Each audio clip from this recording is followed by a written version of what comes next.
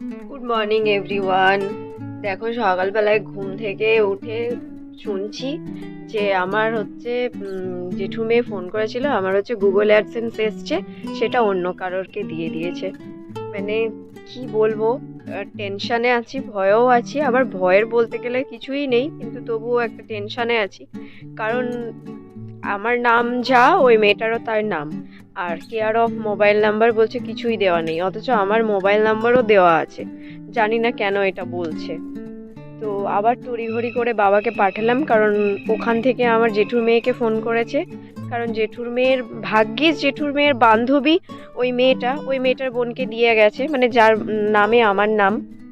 তো ওকে দিয়ে যাওয়ার কারণে ও আমার জেঠুর মেয়েকে ফোন করেছে যে আমার বোনকে দিয়ে গেছে। তো ও আবার আমার জেঠুর মেয়ে আবার আমাকে ফোন করেছে, বলছে কি, আর এরকম দিদি তোমার নামে কিছু একটা এসছে পোস্ট অফিস থেকে, তো তুমি নিয়ে যাও। তুমি এবার ভাবো আমরা কাদের ওপরে ভরসা করব। আমি কিছুদিন আগেই ওনাকে ফোন করে বলেছিলাম যে আমার নামে একটা কিছু আসবে আর আপনি দিয়ে যাবেন। উনি আবার অ্যাড্রেসও জানতে চাইলেন, কিন্তু তারপরেও এরকম কাণ্ড। এখন আবার আমি ওনাকে ফোন করলাম, বলছি মল্লিকা দাসের নামে কি কিছু এসছে? উনি বলছেন কি Mallika Das care of mobile number কিছুই নেই, অথচ আমার মোবাইল নাম্বার দেওয়া আছে। উনি দিয়ে চলে এসছেন আমার বাড়ির অনেক আগে। এগুলো কত সমস্যা, কত ভোগান্তি বলো তো। যাই হোক, সব কিছুর মধ্যে একটা গুড নিউজ। ভয় ভয় তো আছে, যতক্ষণ না বাবা আসছে ততক্ষণ বুঝতে পারছি না ব্যাপারটা যে কি হবে, পেলো কি না এটা জানি না, বাট আসার পরে বুঝতে পারবো। কতদিন ধরে ওয়েট করছি কবে আসবে কবে আসবে আমার গুগল অ্যাডসেন্স। আমি একটা ভিডিও বানাবো, সবাই দেখি ভিডিও বানায়, চ্যানেল তো মনিটাইজ হয়ে গেল, কিন্তু ওটা কখন পাবো, যেটা মানে কি বলবো আর কিছু না। বুকের ভেতরটা কেমন এরম এরম হচ্ছে যতক্ষণ না হাতে পাচ্ছি। চলো দেখা যাক। বাবা তো গেছে, আবার সাইকেলের বেলের আওয়াজ পাচ্ছি, তাই আমি রাস্তার মধ্যেই দাঁড়িয়ে আছি, এখনো ঘরের মধ্যে যাইনি। আমি ঘুম থেকে উঠে জাস্ট আয়নার সামনে এসছি আর আমার ফোনটাও বেজেছে। বোন ফোন করেছে, ওই জেঠুর মেয়ে, যে তোর এরকম জিনিস এসছে অন্য কাউকে দিয়ে যা। আমার মাথা খারাপ হয়ে গেছে। পটি করতে গেছি, আমার মানে ওটাও ঠিকঠাক মতো হয়নি। তারাও আসছে কি বলে দেখি। এরকম শুধু চিটানা ছিল, দু কোণে শুধু চিটানা ছিল, শুধু ঘুরে এটা দেখছে।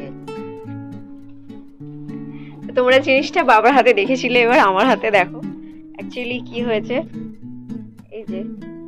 এই যে ওপরে এখানে মার্ক করা আছে না, এই মার্কটা, তো ওরা বুঝতে পারেনি এই নিচের মার্কটা খুলেছিল। কারণ এটা কোনো খামের ভেতরে, কোনো কভারের ভেতরে আসেনি, এমনি নর্মালি এইভাবে এসছে, খালি জাস্ট এইরকম, ঠিক আছে, এভাবে এসছে। এর ভেতরে এইবার পোর্টটা দেওয়া আছে। শুধু দুঃখের বিষয় একটাই, যে আমার নিজের জন্যই এসছে, নিজের হাতেই পেলাম না, এটাই দুঃখ, না হলে আর কিছুই না। যাই হোক, তোমরাও দেখো ফাইনালি।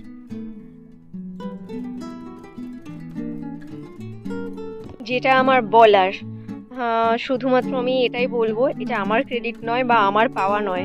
আমি যদি একা একা ভিডিও পোস্ট করতাম, আমার যদি না কোনো লাইক পড়তো, আমার যদি না কোনো সাবস্ক্রাইবার গেন হতো, তাহলে কি আমি এই জিনিসটা পেতাম? ক্রেডিট কিন্তু শুধু তোমাদের, আর তোমাদের ক্রেডিটের ফলটা আমরা ইউটিউবাররা পাই। তোমরা ভিডিও দেখো তাই জন্য, বা আমাদেরকে সাপোর্ট করো তাই জন্য আমরা একটা শিখরে পৌঁছাতে পারি। তো এটাই বলবো, তোমাদেরকে অসংখ্য অসংখ্য ধন্যবাদ আর প্রচুর প্রচুর ভালোবাসা এইভাবে পাশে থাকার জন্য। আর হ্যাঁ, আরেকটা কথা যেটা আমি তোমাদেরকে বলতে গিয়ে ভুলে গেছি, আমার হচ্ছে এটা পাওয়ার মেন কারণ ছিল, কারণ আমি কোনোদিনও ভাবিনি যে আমি এটা পাবো। মেন কারণ এটাতে আমি বেশি খুশি, আর এটা পাওয়ার একমাত্র প্রচণ্ড পরিমাণে ইচ্ছাশক্তি ছিল। আমি একদিন হাওড়া যাচ্ছিলাম, তো 2-4টে আমি বাচ্চা ছেলেকে দেখলাম, ওরা একসাথে উঠেছিল। তো কতজন উঠেছিল সেটা আমার খেয়াল নেই।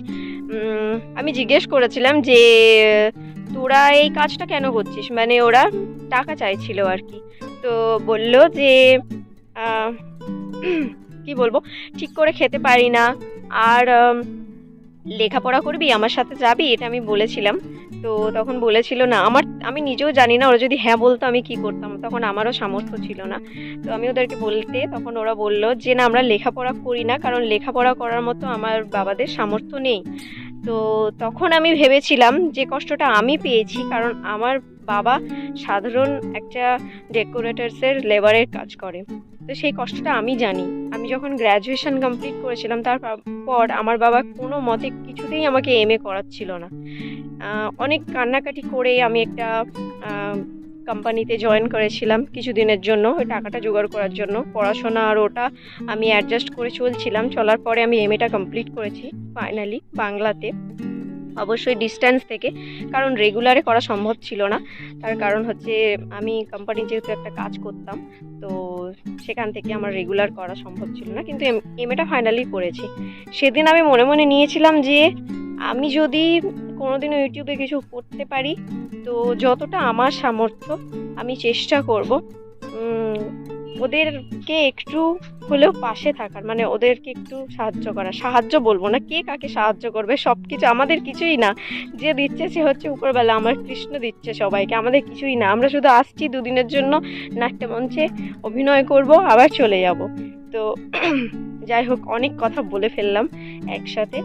সেই ইচ্ছেটা আমার পূরণ হয়েছে। আমার এই গাড়ি বাড়ি, আমি রিল্যাক্সে থাকবো, তো এটা তো সবাই চায়, কিন্তু ওটা পাশে থাকবে, ওটা পাশে থাকবে। আমার প্রথম যে উদ্দেশ্যটা হবে ওই কাজটা, এই কাজটা আগে, তারপর আমার লাইফস্টাইল।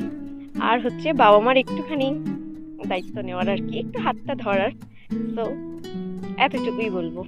আর হ্যাঁ, আরেকটা কথা অবশ্যই বলবো, সেটা হলো যে তোমরা ভিডিও দেখো, আমরা শিখরতার জন্য পৌঁছাতে পারছি, এটাও যেমন কথা তেমন কথা তোমাদেরও ভালো লাগে, তোমরাও একটু এন্টারটেন হও। তো সাধারণত মানুষ প্রচুর পরিমাণে এখন কাজকর্ম নিয়ে ব্যস্ত থাকে, আর সেই কাজকর্মর ব্যস্ততার মাঝে মানুষ একটু নিজের মাইন্ডটা ফ্রেশ করার জন্য কেউ কখনো কমেডি ভিডিও দেখে, কেউ ফানি ভিডিও দেখে, কেউ আবার ভ্লগ দেখতে পছন্দ করে। তো দুই মিলিয়ে তোমাদের দেখা, তোমাদের আমাদের ভিডিও পোস্ট, তো সব মিলিয়েই একাকার হয়েই আমরা একটা জায়গায় পৌঁছাতে পারি। লাভ ইউ গাইজ, আবারও বলবো, so love you so much. আর এটার জন্য অসংখ্য ধন্যবাদ। কারণ হচ্ছে একটাই, তোমরা সবাই জানো, তোমরা সবাই, যে আমার চ্যানেলটা মনিটাইজ হওয়ার পেছনে কিন্তু ক্রেডিট মানে কারোর নেই, তোমাদের না, তোমরা ছাড়া আমার কিন্তু কারোর ক্রেডিট নেই, কারণ আমাকে কেউ হেল্প করেনি। ভিডিও কিভাবে পোস্ট করতে হবে, ভিডিওর কিভাবে কিওয়ার্ডস লাগাতে হবে, আমাকে কেউই করেনি হেল্প। আমি অনেকের কাছে হেল্প চেয়েছি, কেউ হেল্প করেনি। সেই জায়গাটা আমি নিজেই তৈরি করেছি তোমাদের দ্বারাই, তোমাদেরকে সাথে নিয়ে আমি সেই জায়গাটা তৈরি করেছি। যাই হোক, পেয়ে তো এটা গেছি, কিন্তু ওই যে বলে যে এর কিছু একটা মানে নিয়ম থাকে, তো সেই নিয়মটার জন্য এখন আমি ব্যাংকে যাচ্ছি। আর ব্যাংকে গিয়ে কি নিয়ম সব আছে, আমার বন্ধুরা সবাই আমাকে হেল্প করছে এটার জন্য। তো মানে যেহেতু তারা অনেক দিন ধরে ইউটিউব করছে, তারা জানে। কিন্তু প্রথমে যখন ভিডিও বানাই, সেটা নিয়ে কেউ হেল্প করেনি, কিন্তু এখন এটার জন্য হেল্প করছে।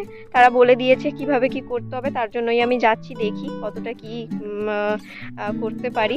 তারপর তোমাদেরকে সমস্ত ডিটেলসটা আমি দিতে থাকবো। চলো তাহলে এখন আমি ব্যাংকে যাই। আর এটা কোনো ভ্লগ ছিল না, এটা জাস্ট তোমাদের সাথে আমি কথাটা, আমার ফিলিংসটা শেয়ার করলাম।